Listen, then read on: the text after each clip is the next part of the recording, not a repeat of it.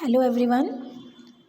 We are studying chapter number 8 of class 6th civics book Rural Livelihood, Occupation and Profession.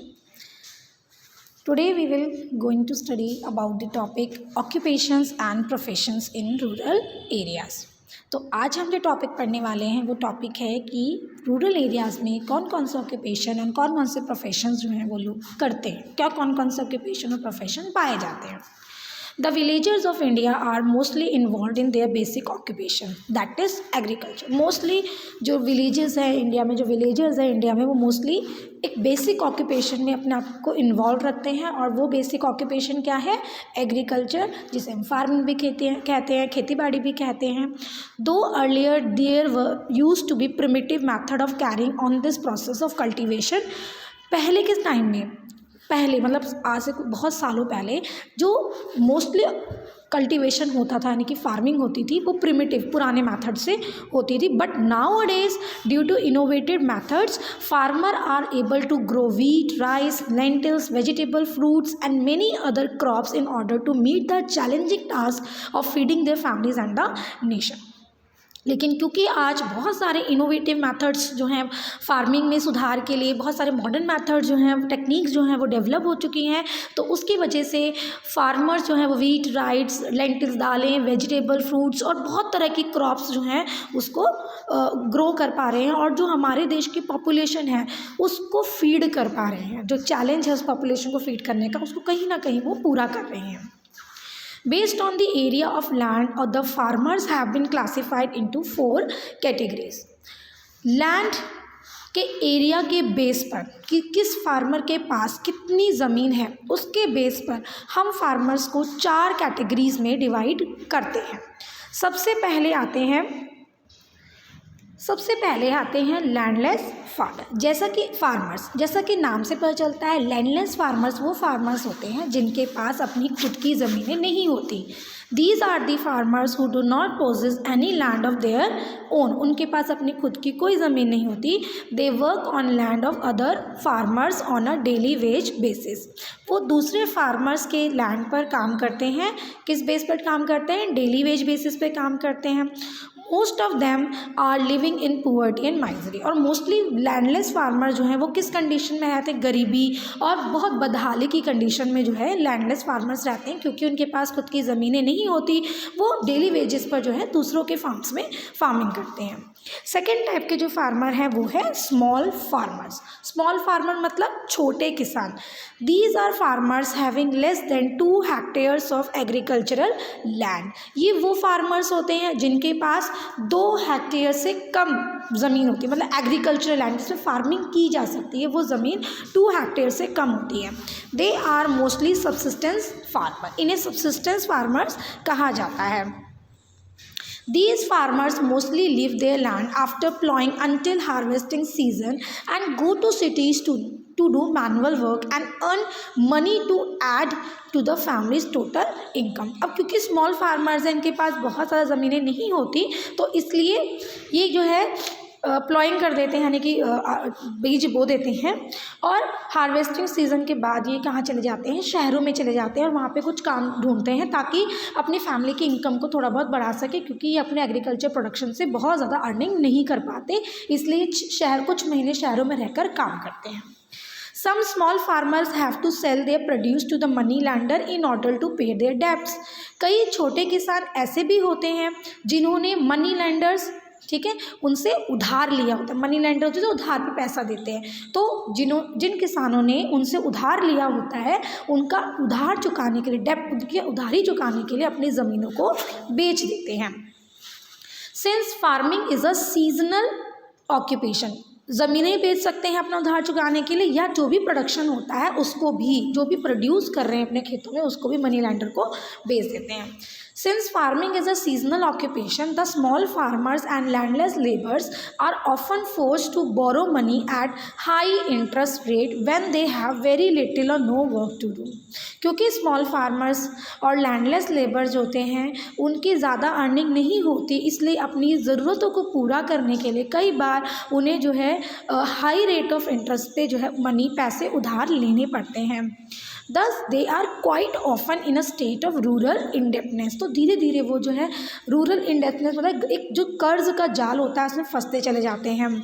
अब rural indebtedness का मतलब क्या है? Rural indebtedness refers to the state of existence in which farmer get trap in the vicious cycle of poverty and डेब्ट। ठीक है, rural indebtedness का मतलब क्या है? ये वो स्टेट होती है जिसमें जो फार्मर्स हैं वो गरीबी की वजह से जो है डेब्ट यानी कि कर्ज के जाल में फंसते चले जाते, क्योंकि वो अपना कर्ज नहीं चुका पाते, उस कर्ज को चुकाने के दोबारा से वो लोन लेते हैं, तो इस तरह से वो कर्ज के जाल में फंसते चले जाते हैं। Landless laborers and small farmers often fall victim to the rural indebtedness and commit suicide। कई बार ऐसा भी देखने को मिलता है कि जो लैंडलेस लेबर्स होते हैं या स्मॉल फार्मर्स होते हैं, जब वो अपना कर्ज नहीं चुका पाते तो वो सुसाइड कर लेते हैं। Crop failure is another cause for this suicide in many parts of the country as the farmer find it difficult to pay back loan taken to grow crops। इसका किसानों के सुसाइड करने का एक रीज़न और है, और वो रीज़न क्या है कि जब कभी किसानों की फसल ख़राब हो जाती है, बर्बाद हो जाती है या अच्छी फसल नहीं होती, तब भी कई किसान जो कि कर्ज जिन्होंने बहुत ज़्यादा लिया होता है और उनका एक ही आसरा होता है कि फसल अच्छी होगी तो अपना कर्ज चुकाएंगे, लेकिन जब फसल अच्छी नहीं होती तो वो सुसाइड कर लेते हैं। ऐसे केसेस भी बहुत सारे भारत के कई हिस्सों में देखने को मिलते हैं। तो अब तक हमने दो टाइप के फार्मर्स के बारे में पढ़ा। एक बार हमने पढ़ा लैंडलेस फार्मर्स जिनके पास अपनी खुद की ज़मीनें नहीं होती, दूसरे हमने पढ़ा स्मॉल फार्मर्स जिनके पास एग्रीकल्चर लैंड 2 हेक्टेयर से कम होती है। अब थर्ड टाइप के जो फार्मर्स हैं वो हैं मिडिल और मीडियम फार्मर्स। ठीक है, third type of farmers middle और medium farmers. These are the farmer with the land area between 2 hectare to 5 hectares. ये वो किसान होते हैं जिनका जो लैंड एरिया जो होता है वो 2 हेक्टेयर से 5 हेक्टेयर के बीच होता है। They mostly use common agricultural implement for cultivation and harvesting। Cultivation के लिए, बुवाई के लिए, कटाई के लिए ये कॉमन जो मेथड्स होते हैं उनका इस्तेमाल करते हैं। However, some hire tractors and threshers for planting and harvesting। अगर मिडिल और मीडियम फार्मर में कुछ किसान ऐसे होते हैं जिनके पास थोड़ा बहुत अच्छा पैसा होता है तो वो ट्रैक्टर या थ्रेशर का इस्तेमाल जो है वो प्लांटिंग के लिए या हार्वेस्टिंग के लिए करते हैं। इसके बाद जो लास्ट टाइप के जो फार्मर्स हैं वो है large farmer. These are farmers with land area more than 5 hectare. ये वो किसान होते हैं जिनके पास 5 हेक्टेयर से ज़्यादा ज़मीन होती है। Most of these farmer employ other landless farmer and pay them in cash or kind for cultivation and harvesting. ठीक है, ये वो किसान होते हैं जिनके पास 5 हेक्टेयर से ज़्यादा ज़मीन होती है और मोस्टली ये वो फार्मर्स होते हैं जो कि लैंडलेस फार्मर्स, जिसको कि हमने पढ़ा था ना, सबसे पहले टाइप के फार्मर्स होते हैं लैंडलेस फार्मर, उनको अपने यहाँ काम पर रखते हैं और काम करने के बदले में उनको पैसा देते हैं, कैश में पेमेंट करते हैं या फिर उनको अनाज देकर भी उनके पेमेंट कर सकते हैं। These farmer use modern agricultural implement. क्योंकि ये बड़े किसान हैं, इनके पास पैसा भी अच्छा होता है, तो ये जो टूल्स का इस्तेमाल अपने फार्मिंग में करते हैं वो मॉडर्न टूल्स होते हैं, जैसे tractor, harvester, thresher etcetera. These farmers are wealthy and live in luxurious life. ये अमीर होते हैं, इनकी लाइफ काफ़ी आलीशान होती है, लग्जूरियस होती है। Their farming is mostly a commercial farming. और मोस्टली जो ये फार्मिंग करते हैं, जो भी प्रोडक्शन होता है वो बेचने के लिए करते हैं, कमर्शियल यूज़ के लिए करते हैं।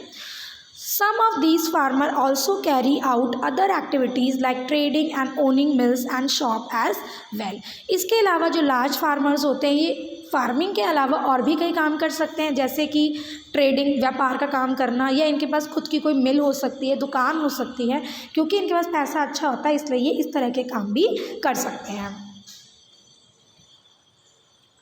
Next topic is community development project. Our government launched the Community Development Program in 1952 with the aim of developing the villages and improving agricultural production। हमारी गवर्नमेंट ने कम्युनिटी डेवलपमेंट प्रोग्राम डेवलप किया था 1952 में, with the aim of developing the village. अभी क्यों किया था, ताकि इसका एम क्या था कम्युनिटी डेवलपमेंट प्रोग्राम का, कम्युनिटी डेवलपमेंट प्रोग्राम का एम था कि जो गांव हैं वहाँ पर जो एग्रीकल्चर प्रोडक्शन है, पहले तो गाँव का डेवलपमेंट हो और साथ ही साथ एग्रीकल्चर प्रोडक्शन को भी इम्प्रूव किया जाए। इसके लिए CDP यानी कम्युनिटी डेवलपमेंट प्रोग्राम जो है लॉन्च किया था। The farmers were provided with the latest technology. इस प्रोजेक्ट के अंतर्गत फार्मर्स को लेटेस्ट टेक्नोलॉजी प्रोवाइड की जाती है। Branches of many bank have been open in villages to provide loan on easy term to the farmers and other resident of the village. जो banks होते हैं, बहुत सारे बैंक्स की जो शाखाएं हैं, ब्रांचेस हैं, वो गाँव में खोली जाती हैं ताकि किसान या गाँव के और भी जो रहने वाले लोग हैं उन्हें कम रेट ऑफ इंटरेस्ट पे लोन मिल सके। क्योंकि जब यही किसान या यही गांव के रहने वाले लोग जब मनी लेंडर से लोन लेते हैं तो उनको इंटरेस्ट काफ़ी ज़्यादा पे करना पड़ता है। वही चीज़ अगर ये बैंक से लोन लेते हैं तो इनको इंटरेस्ट कम पे करना पड़ता है। In certain backward areas, our government gave land to landless laborers to make them self-reliant. इसके अलावा जो बैकवर्ड एरियाज़ है वहाँ पर सरकार जो है वो लैंडलेस लेबर को ज़मीन देती है, ज़मीनें प्रोवाइड करती है ताकि वो उसमें फार्मिंग करके अपना जीवन जो है अपनी लाइवलीहुड या आजीविका को चला सके। आज की क्लास में हमने 2 टॉपिक पढ़े हैं। फर्स्ट हमने पढ़ा है टाइप्स ऑफ फार्मर्स और सेकेंड टॉपिक हमने पढ़ा है कम्युनिटी डेवलपमेंट प्रोजेक्ट्स।